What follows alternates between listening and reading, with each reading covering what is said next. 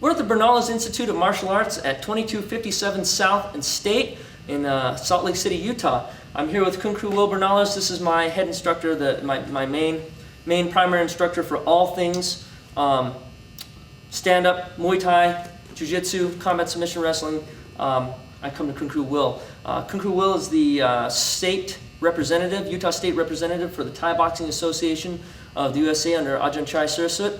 Also the instructor under which I got my Muay Thai certification. But we're going to talk a little bit about a common theme that we've had for the last couple of years. What happens when someone catches your Thai round kick? It can happen when you're throwing that kick, especially in an MMA situation. You'll get guys that catch it a lot, and Khuen Khru Will was the first one to show me some counters. And to this day, they're my favorite ones. And so I'm going to turn the time over and let him take it from here. All right. Yeah, so Brian, catching the kick, it kind of differs on how the guy's going to catch a kick and where.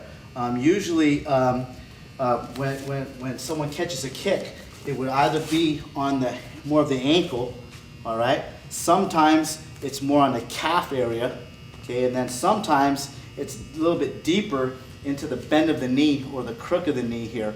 So that would be the differences of the different techniques. I would either pick a technique for this one, I'd pick a technique for this one, and then pick a technique for this one, all right? But that doesn't mean that if you caught it here, that he shoves his knee in or I go in, it won't end up there. I'm just giving you kind of some ideas to go off of, okay? So the number one, we're gonna address the one on the ankle here. So Brian's gonna catch my kick, bang, all right? The first thing I'm gonna do is my hips are pointed down, but when you shift your hips forward and my knees pointing to the side, but when I shift my hips, there's something about this movement of your hips that puts that heel right on that pelvis bone there.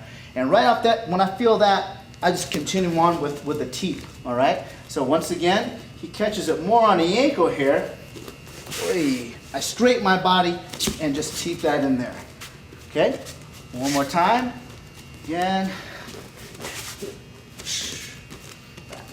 All right, so that'll be option A, if you will. Number B, when he catches it more on the line of the calf, all right? Now this one's a little bit deep, I'm a little bit closer.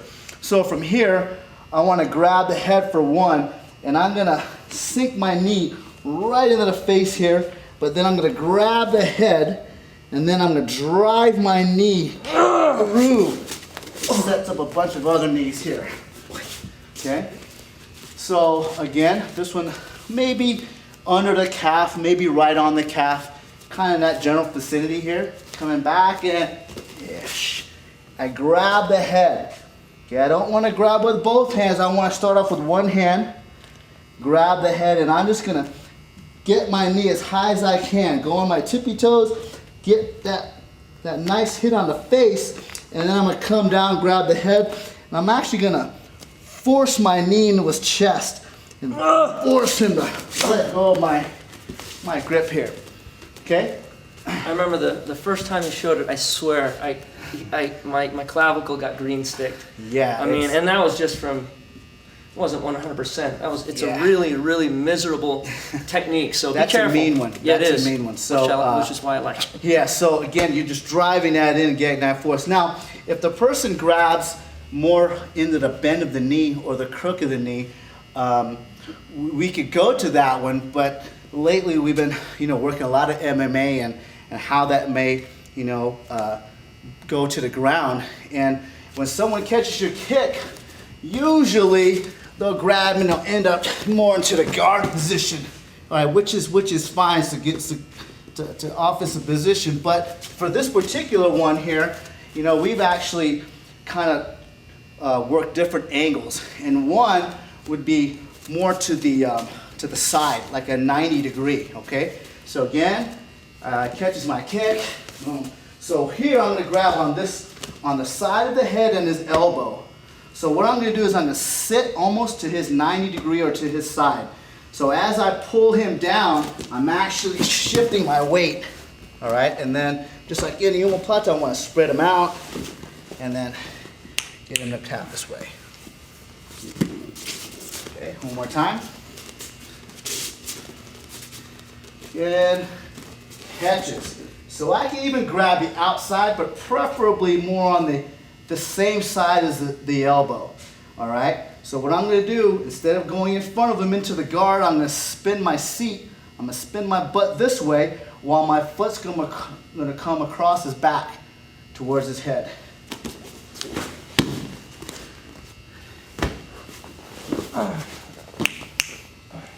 Okay, remember it's 100% true, just not 100% of the time. So that one you got to put a lot of work in to get that angle. On the last one, take it to the ground.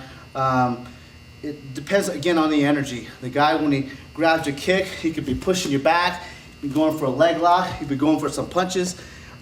This one was going to address this cross that's going to come. Usually when someone catches your leg, it's a good thing just to start hitting a person, right?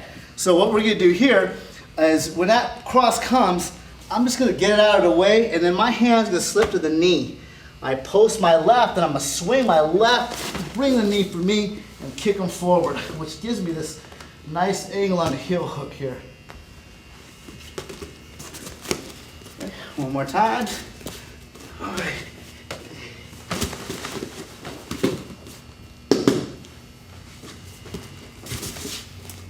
One more time.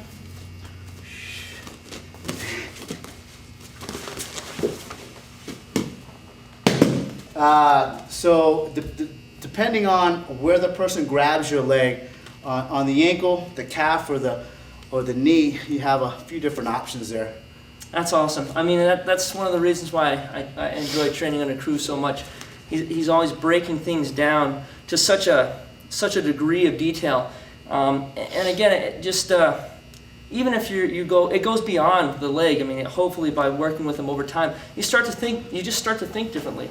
I've noticed, I'll think about that way for a mount. Not all mounts are created equal. I start looking at it as high mount, low mount, middle mount.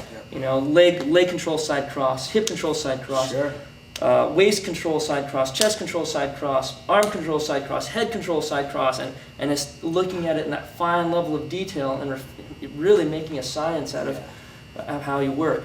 I was going to ask you, Khru. I know that a lot of times, like Ajahn Chai, when he teaches to catch the kick, one of the first things he'll teach is make sure this is here so that you can't grab the head. Yeah. Is there anything you do if the guy's here? Yeah, actually there is. So from here, I'll actually just brush this off my neck and do the same technique that we did in the beginning here. Okay, so one more time.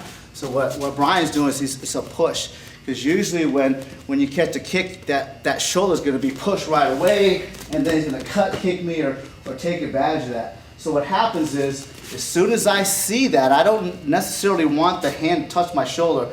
I want to have the foresight to kind of it's like a double parry on the outside, but at the same time I'm grabbing the neck and bringing him into the knee, almost like the third one that we showed, okay, off of the knee. So again, when he catches, I'll come up and then into that knee, and then maybe come into this position here and work our plum range. Awesome. Thanks, Khru. It almost also feels like that would be one of those energies in MMA where I'm almost helping you to go for that heel lock. For sure. It all depends on the energy. Sometimes we want to dictate the energy, but sometimes we can't, and we got to be able to adapt and to flow into other techniques. So. Thanks so much, Khru. Appreciate it. All right. There you have it. Khuen Khru Will Bernales, Utah State representative for the Thai Boxing Association. Give him a call. What's the phone number here, Khru? 801-463-1727. Bernales Institute of Martial Arts. Thanks, Khru. Appreciate it.